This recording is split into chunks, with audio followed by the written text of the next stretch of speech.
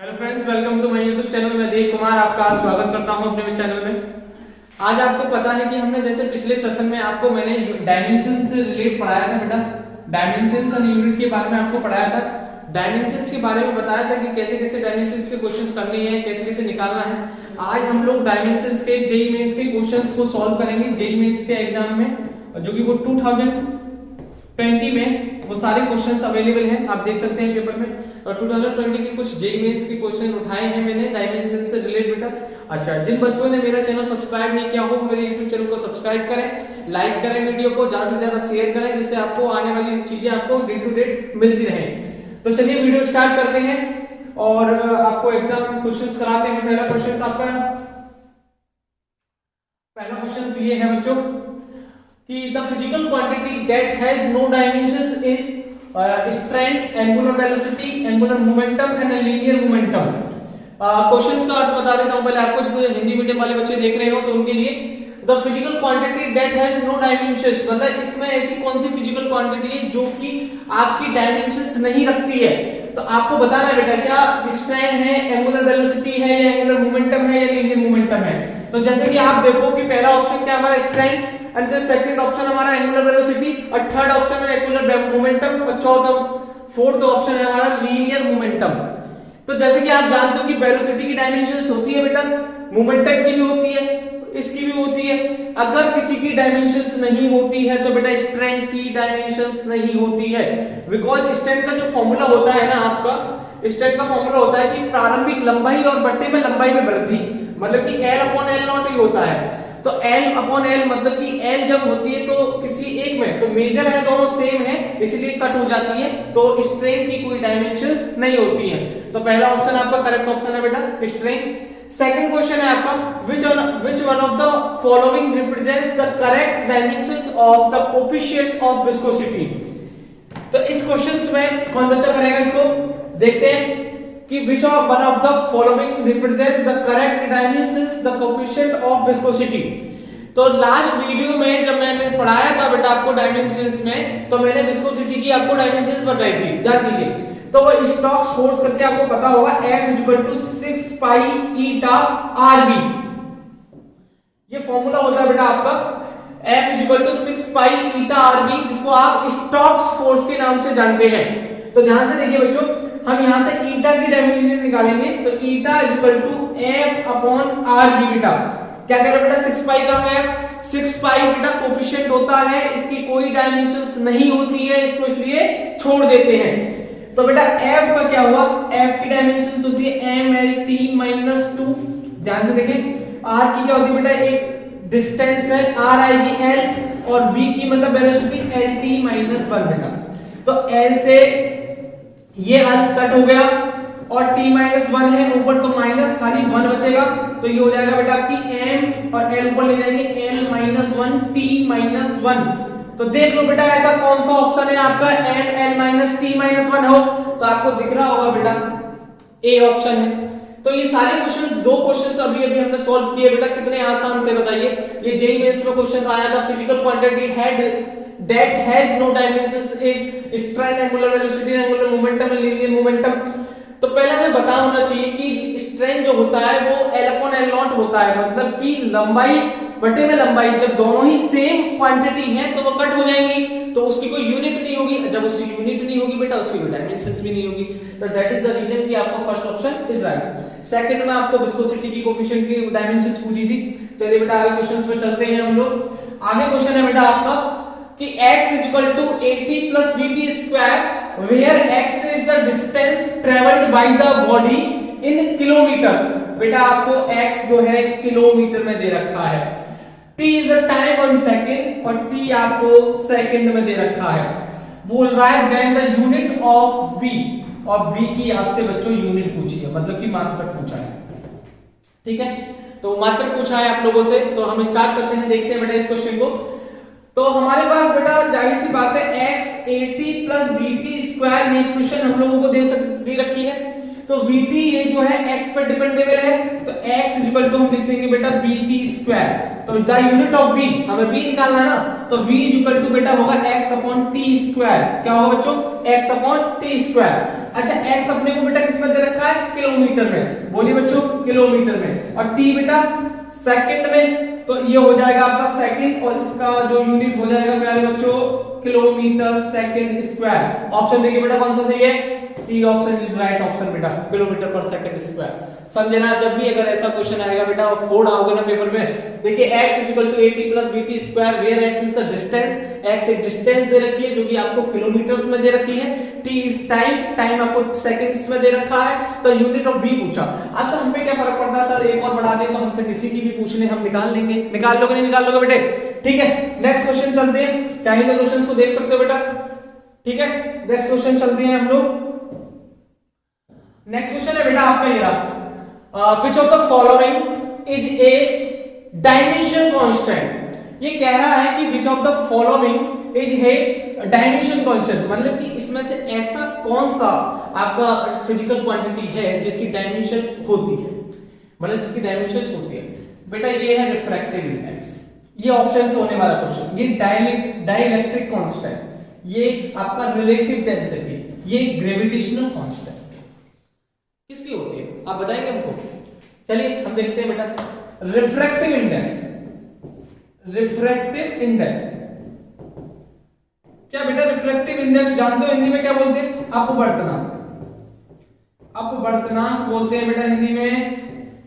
पहले भी बोला था अब भी बोल रहा हूं बेटा, मेरी वीडियोस दोनों मीडियम वाले बच्चों के लिए है, हिंदी मीडियम्स वाले एंड इंग्लिश जो भी हैं, इंग्लिश में तो प्रॉपर वीडियो चल ही रहा है, लेकिन हिंदी मीडियम वाले भी बच्चे हताश ना हो, क्योंकि मैं वर्डों को डिफाइन कर देता हूं, बता देता हूं चीजों को साथ के साथ, तो आप देखते रहें और अपना प्यार ऐसे ही बनाए रखें हमारे साथ। रिफ्रैक्टिव इंडेक्स जो है बेटा आपका, एक आपने लॉ पढ़ा होगा, लॉ पढ़ा है बेटा, म्यू n बराबर sin i upon sin r, Snell's law बोलते हैं बेटा इसको, स्नेल का नियम बोलते हैं। जब आपको पता है बेटा अगर इसकी कोई यूनिट नहीं है, यूनिट नहीं है भाई, sin i upon sin r मतलब कि दोनों एंगल में है sin और sin i, जब इसकी यूनिट नहीं होगी तो जाहिर सी बात है बेटा इसकी डायमेंशंस भी नहीं होगी, जिसकी यूनिट नहीं उसकी डायमेंशंस नहीं, तो पहला ऑप्शन तो तुम्हारा इनकरेक्ट हो गया। सेकंड क्वेश्चन है बेटा डाइलेक्ट्रिक, तो डाइलेक्ट्रिक क्या होता है भाई, क्या भी मानिए डाइलेक्ट्रिक, डाइलेक्ट्रिक को बोलते हैं बेटा परावैद्युतांक, इंग्लिश हिंदी में सॉरी परावैद्युतांक, तो k का भी कोई डायमेंशंस नहीं होती बेटा, आपने पढ़ा होगा C/C0 होके, मतलब कि तो इसकी भी कोई डायमेंशंस नहीं होती, तो ये भी आपका गया। अब बचा रिलेटिव डेंसिटी, आपेक्षिक घनत्व बेटा, तो रिलेटिव डेंसिटी जो होती है इसका भी फॉर्मूला आप लोगों को बता देता हूं बेटा मैं। रिलेटिव डेंसिटी का जो फॉर्मूला होता है, the density of substance, the density of substance बटे में the density of water, density of water, दोनों सेम क्वांटिटी डिवाइडेशन में है, मतलब कि कोई यूनिट नहीं होगी, तो बेटा इसकी भी कोई यूनिट नहीं। बच्चा बेचारा ग्रेविटेशनल कांस्टेंट, जानते हो बेटा लॉ है F = Gm1m2 upon r square, तो इसी G को तो बोलते हैं ग्रेविटेशनल कांस्टेंट, तो यहां से हम इसकी यूनिट मतलब डायमेंशंस निकाल सकते हैं। तो correct option is fourth option, कि हमारी ग्रेविटेशनल कांस्टेंट की डायमेंशंस होती है बेटा, इन तीनों की नहीं होती, रिफ्रैक्टिव इंडेक्स की नहीं होती, रिलेटिव वेलोसिटी डेंसिटी की नहीं होती, डाइलेक्ट्रिक कांस्टेंट की नहीं होती, ठीक है। तो इसके लिए अपने को फॉर्मूला पता होना चाहिए, जब तो कर सकते हैं, अदरवाइज बेटा आप नहीं कर सकते। चलिए नेक्स्ट क्वेश्चंस पे हम लोग चलते हैं फटाफट। आया the dimension formula for relative density. अब क्या समझे हम लोगों ने भी, ये पीछे क्वेश्चंस कराया आपको कि रिलेटिव डेंसिटी की पूछा इस लोगों बच्चे ने, तो बेटा अगर हम लोग अभी ध्यान से, मैंने आपको बताया कि रिलेटिव डेंसिटी, अभी मैंने जस्ट इसके बारे में बात की है आप लोगों से कि रिलेटिव डेंसिटी हमने बताया बेटा आपको कि the density of substance, the density of बेटा सबस्टेंस मतलब पदार्थ का अपवर्तनांक, और बटे में द डेंसिटी ऑफ वाटर। बताया नहीं बताया बेटा, बताइए फटाफट, बताया डेंसिटी ऑफ सबस्टेंस और डेंसिटी वाटर, मतलब कि सेम क्वांटिटी है, ऊपर नीचे एक ही चीज है, ऊपर भी डेंसिटी नीचे भी डेंसिटी, कट आउट हो जाएगा बेटा, कट हो जाएगा, तो कट होने के मतलब क्या है कि नो यूनिट बेटा, नो यूनिट और नो डायमेंशंस। समझे ना, नो यूनिट नो डायमेंशंस। तो इसका मतलब इसमें क्या दिख रहा है अपने को, m0 l0 t0, यही तो एक है, एक सीधा सा मुद्दा है बेटा, नो यूनिट नो डायमेंशंस। पल्ले बांध के रख लो अपने कि अगर किसी फिजिकल क्वांटिटी की डायमेंशंस नहीं है तो उसकी यूनिट भी नहीं होगी, अगर यूनिट नहीं है तो डायमेंशंस होगी, एक दूसरे के पूरक हैं। समझे आप लोग? तो एक बात हमेशा अपनी गांठ बांध के रख लीजिए इस चीज को, अगर यूनिट नहीं है तो डायमेंशंस नहीं होगी। ठीक है, तो नेक्स्ट क्वेश्चन पे चलते हैं बेटा हम लोग। तो नेक्स्ट क्वेश्चन से हमारा आया भाई, ये क्वेश्चन हमारा बहुत अच्छा क्वेश्चन लग रहा है। देखते हैं हम लोग क्या है इस क्वेश्चन में। तो बेटे देखते हैं, the division of energy by time. जैसा जैसा क्वेश्चन कहे लगा दीजिए फटाफट। बोल रहा है बच्चों एनर्जी अपॉन टाइम डिवीजन, मतलब भाई एनर्जी को टाइम से डिवाइड कर दिया तो x मिला कोई हमें भाई, उस dimensional formula of x is same as that. तो बोल रहा है जो हमें x मिला वो किसका सेम होगा, मोमेंटम के होगा, पावर के होगा, इलेक्ट्रिक फील्ड के होगा या टॉर्क के होगा। तो एनर्जी अपॉन टाइम हम किससे जानते हैं, पावर से बेटे, पावर। एनर्जी अपॉन टाइम किसका फॉर्मूला होता है, पावर का फॉर्मूला होता है। तो इजी है, ये तो बेसिक क्वेश्चन है, आप कर सकते हो बेटा आराम से। और बेसिक होना बहुत जरूरी है, बहुत कंपलसरी है, वरना चीजें फिर हार्ड लगने लगती है बेटा आप लोगों को। नेक्स्ट क्वेश्चन देखते हैं बच्चों। नेक्स्ट क्वेश्चन आया बेटा, the dimensions of specific heat are. अब हम स्पेसिफिक हीट बताएं। अगर मुझे कोई बच्चा बताए भाई कि स्पेसिफिक हीट ये होती है, सर बताइए भाई क्या होती है स्पेसिफिक हीट, बताइए फटाफट बताइए। देखिए हम लोग क्या करते थे, एक फॉर्मूला था स्पेसिफिक हीट का, हमें लर्न नहीं हुआ करता था। तो हम क्या करते थे भाई, पहले क्या करते इस तरीके से आप कर लो। तो हम तो बस एक इसको बनाया Q बराबर मुष्टि, क्या बनाया भाई, Q बराबर मुष्टि, थीटा है बेटा टेम्परेचर, हम बनाया था Q बराबर मुष्टि। हम इस तरीके से याद कर लिया करते थे Q बराबर मुष्टि। तो स्पेसिफिक हीट मतलब S, तो S की हमें निकालनी है Q अपॉन M थीटा। ये Q है बेटा, ये थीटा है, दोनों में ध्यान से रखना, डिफरेंस करके बना रहा हूं, मतलब आप थीटा थीटा मत बना लेना दोनों, एक Q है बेटा एक थीटा है, तो बड़े ध्यान से देखना। अब हम लोगों को ये बताइए Q किसकी डायमेंशंस के बराबर होती है। तो Q बेटा डायमेंशंस के बराबर होती है mL2T-2 एनर्जी के इक्वल। किसके इक्वल होती है बेटा, एनर्जी के इक्वल। और m की तो m है बेटा, और थीटा मतलब क्या है, टेम्परेचर। अब इसको थोड़ा सॉल्व करो, n से m खत्म कि नहीं खत्म बेटा, इस k को ऊपर ले जाना ना फटाफट, mL2, सॉरी m तो है ही नहीं बेटा, n से तो m कैंसिल हो गया था, तो L2T-2 K-1। क्या इस तरीके का कोई दिख रहा है आपको, दिख तो रहा है सर, फोर्थ ऑप्शन है हमारा, है ना। क्वेश्चन उड़ गया नहीं हो गया, लेकिन कैसे बेटा, आप लोगों को अगर फॉर्मूला लर्न नहीं होता तो आप क्वेश्चन कर पाते, नहीं कर पाते आप इस क्वेश्चन को नहीं कर पाते बेटा। अगर आपको फॉर्मूला पता है क्वेश्चंस आपके हाथ में है, फॉर्मूला नहीं पता तो क्वेश्चंस आपके हाथ में नहीं है। तो ये जो हमारी मुश्किल थी आज काम कर रही बेटे, वरना घर में तो कबाड़ा किया है इसने आज तक, है ना। तो नेक्स्ट अभी बेटा एक क्वेश्चन और अभी एक क्वेश्चन से और आया आपका अभी, the dimensions of speed and velocity are. क्या कह रहे हो सर, इस क्वेश्चन को कराएं नहीं तो बढ़िया है, क्योंकि ये क्वेश्चन तो देखते खाली चुलबुली मच गई होगी, तो मैं लगा दूं फटाफट, है ना। क्योंकि है ही क्या इसमें, डायमेंशन, स्पीड की डायमेंशंस बेटा और वेलोसिटी की डायमेंशन। अगर कोई बच्चा जेईई मेंस और नीट के लिए प्रिपरेशन कर रहा है, उसको स्पीड और वेलोसिटी की डायमेंशंस नहीं पता तो बेकार है भैया। तो बेटा स्पीड होता है distance upon time, distance upon time बेटा। और बच्चों वेलोसिटी होता है displacement of time, displacement of time, ठीक है बच्चों। स्पीड होता है डिस्टेंस अपॉन टाइम, वेलोसिटी होता है डिस्प्लेसमेंट अपॉन टाइम, है ना बेटा।